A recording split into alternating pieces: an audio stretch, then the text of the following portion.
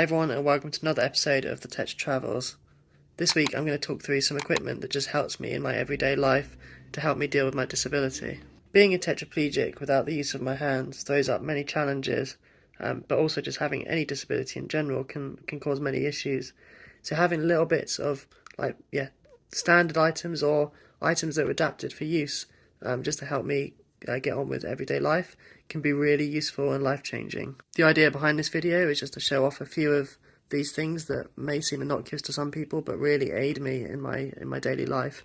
Hopefully some people might get some tips for some items they might want to buy themselves, or it just might be of interest to people. The first item I really love is my Bubba thermal mugs. I'll put a link in the description. I get these from Amazon. They come from America, so they're a bit pricey than other thermal mugs, but I just find them really helpful. The nice bit about it is the handle is quite wide, so when my hands don't work, I can slide my hand up the side really easily. The thermal nature of it means I'm not going to burn my hands because I don't have much feeling in my palms. So when I drink tea, I often worry that I'm going to burn myself. I've done that many times in the past. I also think they just hold the heat really well. They feel quite weighty, whereas some thermal mugs feel a bit lightweight and you feel like you're going to knock them over. This one feels like it's got something solid in your hand. So to me, they're just the perfect mug. So the next item I have is a bit more expensive, but I basically run my life on it. My family actually joke that I'm married to this thing, and yeah, it's my real partner. Well, basically, if I want to use it, I will unfold it. I can do all my emails, do everything. Because my hands don't work, I find it difficult to type on a real computer. I also find phones a bit small. I can use my phone and obviously do for many things, especially if I'm out and about.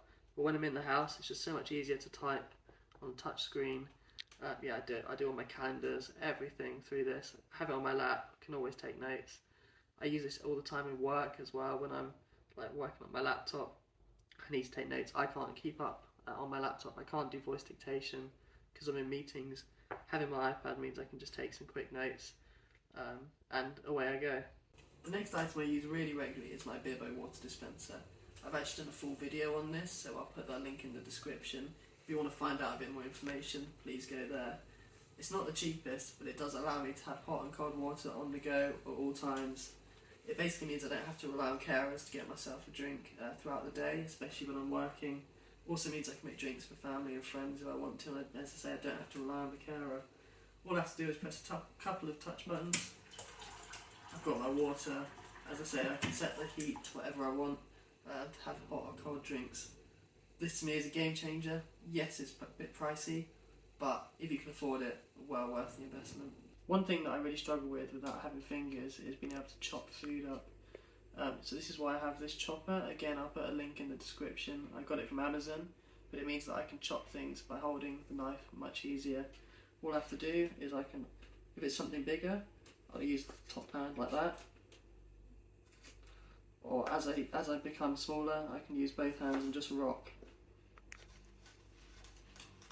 I'm still a bit slower than most people would be chopping things, and I still have to be a bit careful, but it does mean that if I need to chop something myself, I can do it.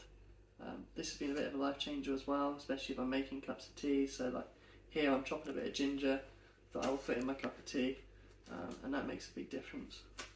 Sometimes I like to watch a bit of TV in bed, so I've bought this stand here that I can use to watch my iPad when I'm lying down. The iPad slides into this section here, and you just kind of separate it out. And yeah, you can angle it in many different ways.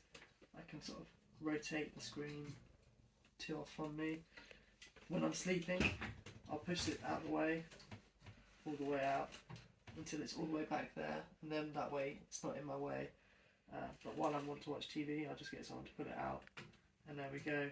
I'll also have a bit of footage where I'm lying down and you can see how I'd be looking at it in the bed. But yeah, I'll put the link to this in the description. Clips to the top of my headboard, really simple. You can change the angle, it's really stiff, so once you've got the angle set up, it's all really easy to use, and you just spin it out of the way. This has been a real game changer for me, especially when I'm on bed rest. If I have a bit of a pressure sore, for those who don't know what that is, it's like a mark on the skin. That means that I probably have to spend a bit of time in bed. Spending time in bed is awful, especially if you have to do it for a couple of days, maybe even a week. Some people do it many hours longer, many months. So having something like this can make a real difference. So this is what the iPad looks like when it's in its stand.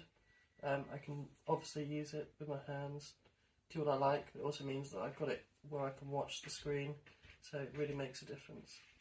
One thing that you would take for granted as someone who's able-bodied is actually how difficult it is to shut a door. Having a wheelchair space to work around can make it very difficult, especially when you don't have hands and you can't manoeuvre your core very well. Just for an example, I'll just show you how difficult it's going to be to shut this door. Have to start moving forward, watch them hitting my wheels, pull back. So it is possible, but it's very difficult. To avoid this, what I did is I bought a pop socket. It's something that actually attaches to a mobile phone case that helps you hold it. What I did is I've stuck that to this section of the door. What that means is if the door is open, I can just hook my fingers on rather than having to fight to get around the door. I can just, it's still not the easiest, but it means that I can just pull it shut really easily compared to having to do it the full way. I don't have to lean in my chair, I don't have to avoid the wheels, all of that. So this has been really handy. It does move around a little bit, so another idea I've seen is to have like a hook, one of those stick-on hooks that you get in the bathroom, something like that. But yeah, definitely really helpful. That's been part one to things I find useful around the house. I'm going to do another part to this, so look out for that if you found this useful at all. Check out the items, some of them might be of interest to you. Some of them may be a bit pricier, some of them are very cheap. So yeah, definitely give them a check out. I'll put all the links in the description. And yeah, even if one person buys one item, then I think this has been a video that's worth doing. That'll be it for the week. I hope that you enjoyed it. Please remember to like, share, and subscribe for more content. I've got loads of stuff coming up about activities I'm doing, challenges, more stuff like this. I'm also going to do a series of interviewing some interesting stories of other people with injuries. I think there's some fascinating people out there, and I really want to tell the story of how people with disabilities can succeed in life.